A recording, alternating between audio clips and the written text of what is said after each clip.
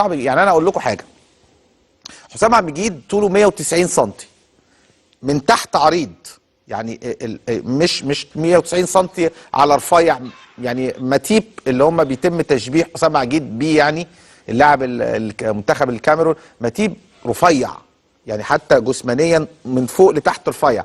فبالتالي الفوت ورك وحركه رجل حسام عبد المجيد بطيئه جدا، لان هو كون غير ان هو طويل القامه، ده بيخليه في كره القدم اكثر بطئا، خصوصا في الخطوات الاولانيه، وبالتالي كمان في جسمانيا في حركات الوسط بطيء.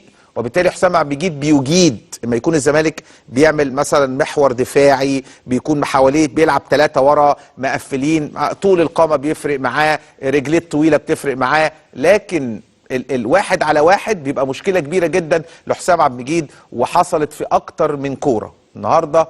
حسام عبد المجيد كوره سهله جدا بتيجي، كان ممكن يعملها ببوز رجله، كان ممكن لو دي للونش كان الزحله وطلعها اسرع، لكن بطء حسام عبد المجيد والفوت ورك بتاعه يعني كان صعب جدا جدا جدا. ولكن مش عايز احمل حسام عبد المجيد لوحده المسؤوليه، لكن لازم ادي نصايح لبعض اللعيبه اللي بتاخد فرصه. يا جماعه، يوسف اسامه نبيه، يوسف اسامه نبيه جات له فرصتين.